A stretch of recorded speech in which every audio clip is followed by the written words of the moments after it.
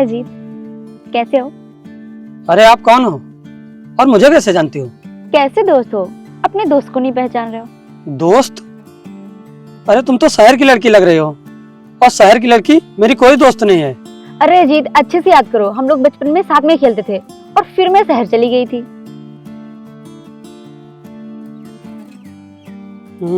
कहीं तुम पूजा तो नहीं?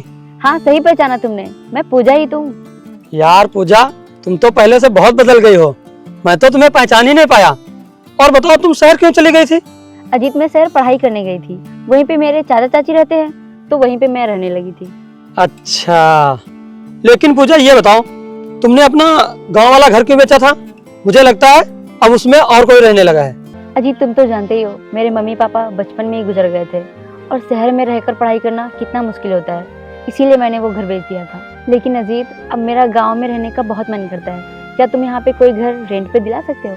अरे पूजा, ये तुम कैसी बातें कर रही हो? ये तुम्हारा शहर नहीं है जो तुम्हें रहने के लिए किराया देना पड़ेगा। ये अपना गांव है। अगर तुम चाहो तो मेरे घर में रह सकती हो। वैसे भी मैं अपने घर में अकेला रहता हूँ। कोई नहीं रहता है, लेकिन तुम्हारे बड़े भैया भी तो थे, वो कहाँ रहते हैं? पूजा, वो मेरे भैया को शहर की लड़की से प्यार हो गया था तो उन्होंने उसी से शादी कर ली। अब वो शहर में ही रहते हैं। अच्छा, तब तो तुम और अकेले पड़ गए होगे। और बताओ, क्या चल रहा है लाइफ में? कुछ नहीं यार, बस यही खेती बाड़ी कर रहा हूँ। अजीत, तुम तो बहुत खुशनसीब हो जो गांव में रह रहे हो, वरना सबको गांव में रहने का मौका कहाँ मिलता है। हाँ पूजा, तुम सही कह रही हो। अच्छा चलो हम लोग चलते हैं।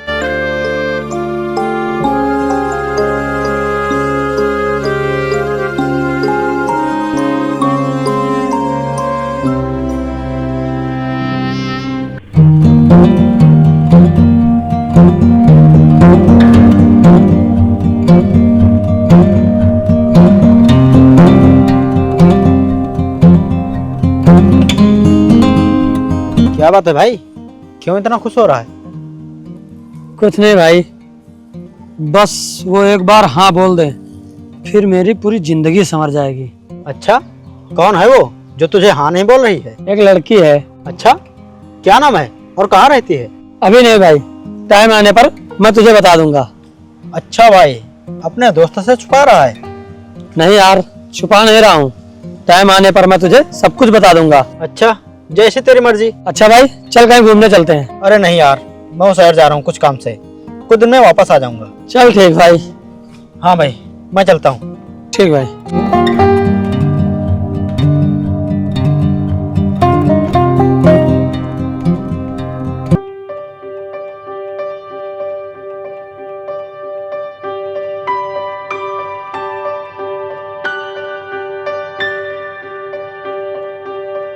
अरे पूजा, तुम यहाँ क्या करने आई हो?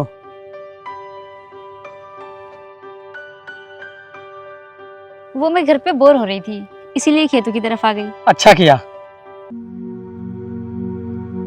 पूजा, मैं तुमसे कुछ कहना चाहता हूँ। हाँ बोलो, क्या कहना है? पूजा, तुम तो जानती हो कि हम लोग बचपन में साथ में खेलते थे और बचपन में साथ पढ़ने जाते थे और हम लोग बचपन के अच्छे दोस्त हैं, तो इसीलिए मैं चाहता हूँ कि हम दोनों शादी कर लें। अजीत, वो जो तुम कह रहे हो हम बचपन के दोस्त हैं, वो तो ठीक है, लेकिन शादी? लेकिन क्या पूजा, क्या मैं तुम्हें पसंद नहीं हूँ? देखो पूजा, मैं खेती बाड़ी में कितनी मेहनत करता हूँ, कितना काम करता हूँ और मैं ईमानदार भी हूँ। और वैसे भी तुम मेरे बारे में बचपन से सब कुछ जानती हो। देखो पूजा, तुम्हारे भी मम्मी पापा नहीं है और मेरा भी कोई नहीं है, तो क्यों ना हम लोग एक दूसरे का सहारा बन जाएं। और पूजा, शादी के लिए मना मत करना प्लीज यार, शादी के लिए मना मत करना। मैं तुमसे बचपन से प्यार करता हूँ, मैं तुम्हारा बहुत ख्याल रखूंगा। अजीत, मैंने अभी शादी के बारे में कुछ भी नहीं सोचा है, क्योंकि मैं भी लाइफ में कुछ करना चाहती हूँ। तो पूजा, मैं तुम्हें कहाँ मना कर रहा हूँ? तुम्हें लाइफ में जो भी करना है करो, मैं तुम्हें कभी नहीं मना करूंगा। अजीत, तुम्हारी बात तो ठीक है, लेकिन मैं कैसे मान लूं कि तुम मुझे कभी नहीं मना करोगे? तुम्हें मुझ पे भरोसा नहीं है, लेकिन मुझे तुम पे पूरा भरोसा है। तुम जो कुछ भी कहोगी मैं वही करूंगा।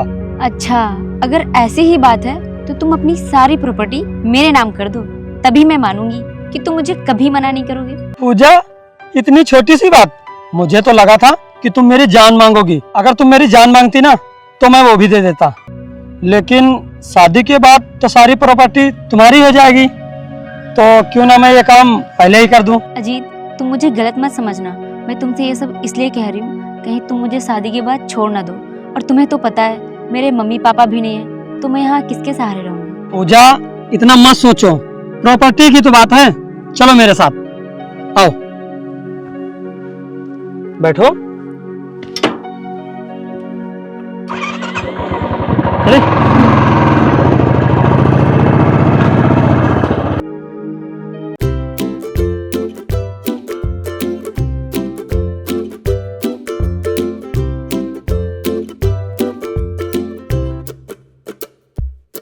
और भाई क्या बातें हो रही हैं? और क्या बात है भाई, बहुत खुश लग रहे हो दोनों। अरे जब खुशी की बात है तो खुश नहीं होंगे? अच्छा, लेकिन बात क्या है, हमें भी तो बताओ। अजीत भाई शादी करने वाला है। क्या? हाँ भाई, मैं शादी करने वाला हूँ। अच्छा, कौन है और क्या नाम है?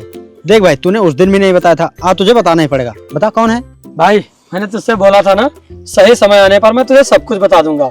तो सुन, मैं जिससे शादी करने वाला हूँ उसका नाम पूजा है, जिसे मैं बचपन से प्यार करता आ रहा हूँ, और अब मैं उसी से शादी करूंगा। क्या? वही पूजा जो बचपन में ही शहर चली गई थी पढ़ने? हाँ वही। भाई तू भी अच्छा मजाक करता है यार, उसकी तो शादी हो चुकी है। ये तो क्या बोल रहा है भाई, तू झूठ बोल रहा है। भाई मैं सच बोल रहा हूँ, मैं झूठ नहीं बोल रहा हूँ। तुझे मैं दिखाता हूँ, ये देख, ये है ना वो पूजा जिससे तू बचपन में प्यार करता था। देखा भाई, मैं तुझसे कह रहा था ना कि तू झूठ बोल रहा है। ये असली पूजा है ही नहीं, असली पूजा मेरा इंतजार कर रही है। और ये देख उसकी फोटो, ये देख भाई, देख अच्छे से भाई। क्या ये पूजा है? अरे भाई, इसका नाम आरती है और ये तेरे बड़े भैया की बीवी है। और जहाँ मेरी बुआ रहती है शहर में, ये वहीं रहती है। क्या? हाँ भाई, मैं झूठ नहीं बोल रहा हूँ, मैं सच कह रहा हूँ। लेकिन भाई मुझे एक बात नहीं समझ में आ रही, ये तेरी भाभी है तो तुझसे शादी क्यों करना चाह रही है? मेरी समझ में आ गया है कि ये ऐसा क्यों करना चाह रही है।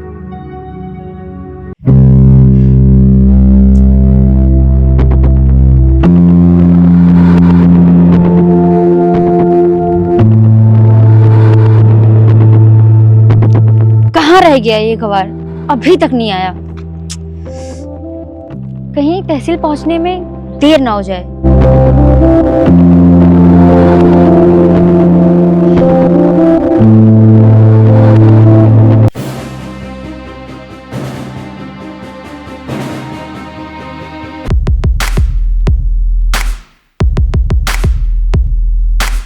अरे भाभी जी, क्यों परेशान हो रही हो?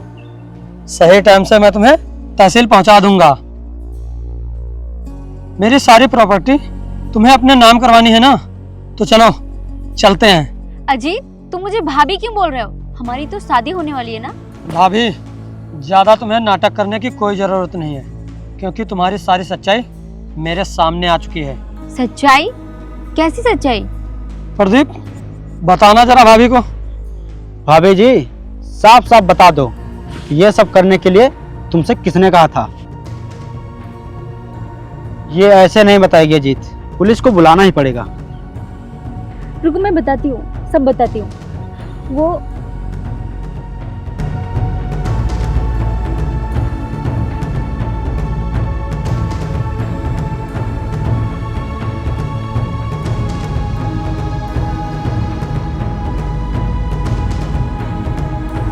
ये लीजिए, पानी पीजिए।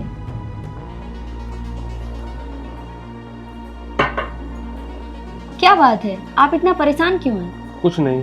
अरे बताइए ना, क्या बात है? आखिर मैं तुम्हारी बीवी हूँ, मुझे भी तो पता चलना चाहिए क्या बात है।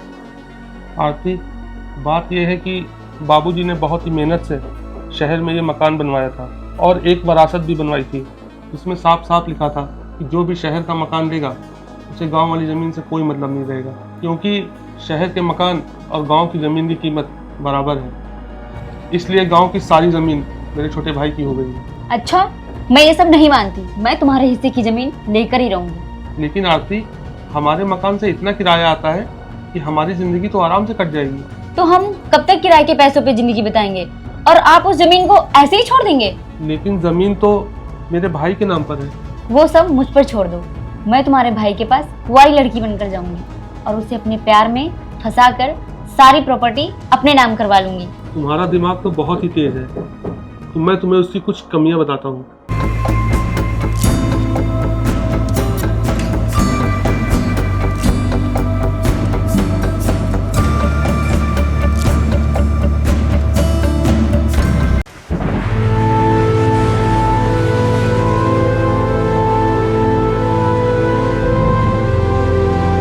मुझे माफ कर दो अजीत, मुझे माफ कर दो, मुझसे बहुत बड़ी गलती हो गई।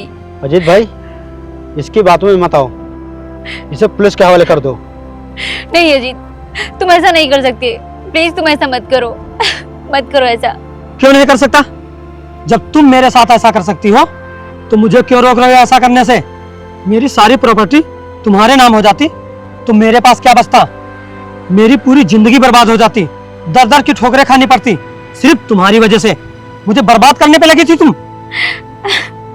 मुझे माफ कर दो देवर जी, मुझसे बहुत बड़ी गलती हो गई है, प्लीज मुझे माफ कर दो, मैं ऐसा अब कभी नहीं करूंगी। मुझे प्लीज पुलिस के हवाले मत करो, प्लीज मुझे माफ कर दो देवर जी, प्लीज मुझे माफ कर दो। तुम अपनी इस गंदी जुबान से मुझे देवर मत कहो। अगर तुम मुझे देवर ही समझती तो मेरे साथ ऐसा मत करती। तुमको इसकी सजा जरूर मिलेगी। प्रदीप, पुलिस को फोन करो, इसको जेल में डलवाओ और मेरे भैया के खिलाफ FIR दर्ज कराओ। ठीक भाई। देवर जी प्लीज रुको, ऐसा मत करो, देवर जी प्लीज रुक जाइए, मत करिए ऐसा। हेलो। प्लीज आप पुलिस को फोन मत करो, प्लीज फोन मत करो।